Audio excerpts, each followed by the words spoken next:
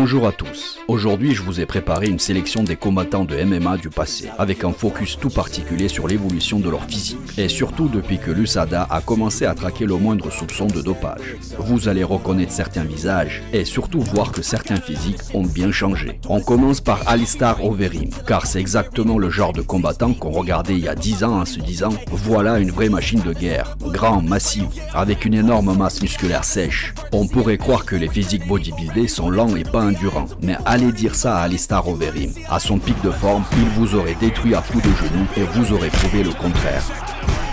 Mais la série gagnante d'Overeem n'a pas duré plus de 4 ans. Selon le spécialiste du MMA, c'est court, même si durant cette période, il a quand même éclaté 11 adversaires. Tout s'est arrêté d'un claquement de doigts de Dana White. Le cheval de course n'a pas passé le contrôle antidopage, et la machine s'est enrayée. En 2012, il est pris la main dans le sac pour l'usage d'anabolisants très puissants, probablement une combinaison de stéroïdes destinés à augmenter la masse musculaire tout en réduisant la masse grasse, le genre de cocktail qui transforme un homme en bulldozer, mais qui laisse des traces.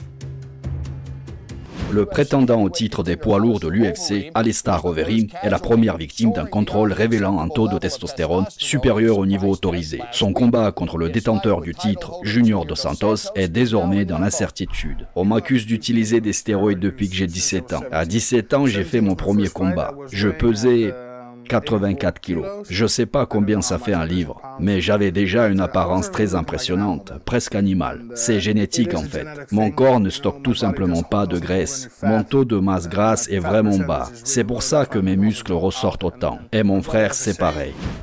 À partir de là, sa carrière entame une longue descente. Performance en baisse, physique méconnaissable, perte en chaîne. On peut clairement voir la différence entre Overeem avant les stéroïdes et après s'être fait prendre. À son sommet, c'était une machine de guerre construite sur la testostérone, détruisant tout sur son passage. Avec ses 120 kilos et un cardio impressionnant pour son poids, il était monstrueux. Mais après l'arrêt des produits, il s'est ramolli, littéralement devenu une brioche. Sa forme, sa condition, sa vitesse, son endurance, tout a chuté. Dans ses combats suivants, on avait l'impression qu'il avait perdu un poumon. Entre sa vue à -5 et ses choix tactiques douteux, on aurait dit qu'il suivait les conseils de Gilbert Montagnier.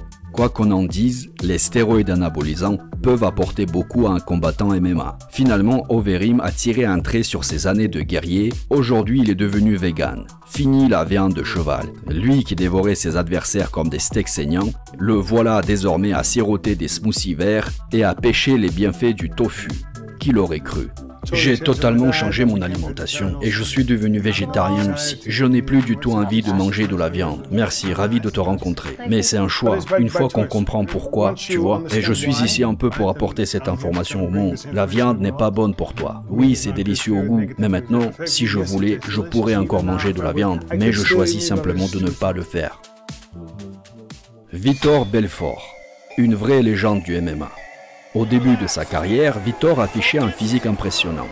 Massif, sec, avec des muscles durs comme de la pierre. C'était un athlète explosif, capable de mettre KO ses adversaires en un éclair, notamment avec son fameux coup de poing 44 secondes contre Wanderlei Silva, qui est resté dans les annales. Au fil des années, et surtout avant qu'il soit suspendu par l'USADA en 2014 pour usage de substances interdites, son corps a clairement changé. Sur les photos, on voit bien la différence. Il a perdu cette masse musculaire dense et cette définition incroyable. Son physique est devenu plus mou et il semble de manquer cette énergie explosive qu'on lui connaissait. Un truc assez fou, c'est que malgré ces changements, Vitor a réussi à rester compétitif pendant un bon moment. On se souvient aussi de ses déclarations très franches, notamment quand il a dit qu'il préférait rester propre pour prouver qu'il pouvait gagner sans triche, un peu comme une sorte de défi personnel. Franchement, Vitor sous TRT, c'était un monstre. Un des plus grands combattants de tous les temps, sans hésiter. J'ai envie de dire le plus dangereux. Je me souviens de son combat contre Luke Rockhold. Il était en feu, confiance totale. Et là, bam, il lui colle un wheel kick sorti de nulle part. Et moi, j'étais là. Quoi? Je n'avais jamais vu Vitor faire des coups de pied retournés avant ça.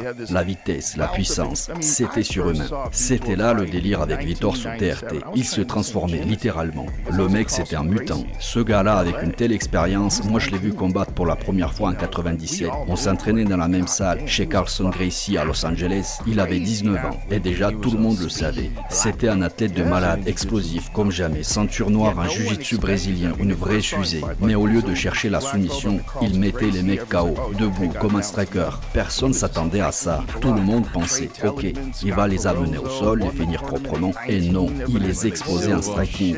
Après sa suspension, il est devenu très transparent sur ses erreurs passées et a même conseillé aux jeunes combattants de ne pas suivre la même voie, insistant sur l'importance de l'entraînement dur et naturel. Ça illustre bien à quel point le physique peut refléter les hauts et les bas d'une carrière et comment l'arrêt du dopage peut influencer la silhouette d'un combattant. Aujourd'hui, Vitor Belfort est à la retraite. Mais il reste très actif. Il s'est tourné vers le coaching et l'accompagnement, partageant son expérience avec la nouvelle génération. Il milite aussi pour un MMA propre, sans triche ni dopage, et continue de faire parler de lui par son engagement et sa passion pour ce sport.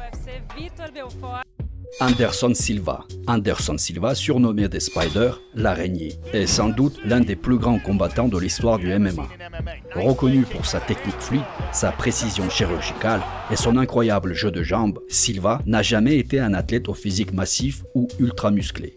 Sa silhouette était fine, presque élancée, loin de l'image habituelle des combattants dopés qui exhibent des muscles surdéveloppés. Pourtant, en 2015, Anderson Silva a écopé d'une suspension de 18 mois après avoir été contrôlé positif à des substances interdites, dont les stéroïdes anabolisants, Drostaone et Androstérone, à la suite de son combat contre Nick Diaz en janvier de la même année. Il a également dû payer une amende de 200 000 $.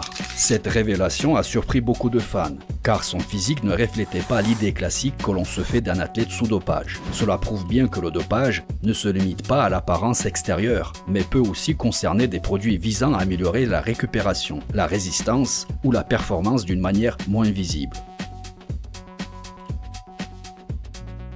Et l'USADA va te donner une réponse dans 2 jours. Oui, peut-être le mois prochain.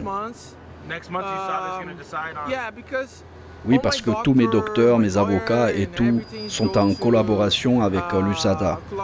Et ils voient tout. Et je suis très impatient. Tu penses que tu vas gagner ce dossier encore une fois et qu'ils vont lever la sanction? Absolument. J'attends juste et j'espère que ça va venir. Donc tu maintiens que tu es clean, que tu n'as jamais pris de produits dopants? Rien du tout, jamais de ma vie. D'abord, regarde, mon corps n'a jamais changé, tu sais. Et parfois, le problème vient de compléments alimentaires. Et ça peut arriver. Avant sa suspension, Silva avait dominé la catégorie des poids moyens grâce à son style unique, mêlant vitesse, précision et intelligence de combat. Après l'affaire, certains ont remarqué une évolution dans son physique, moins sec, mais aussi moins fluide dans ses mouvements, comme si le corps lui-même payait le prix de ses années à repousser ses limites. Aujourd'hui, Anderson Silva est à la retraite et reste une légende du MMA. Son parcours rappelle que dans ce sport exigeant, le corps n'est pas toujours un indicateur évident des moyens utilisés et que la tricherie peut parfois passer sous le radar, même pour les athlètes les plus subtils.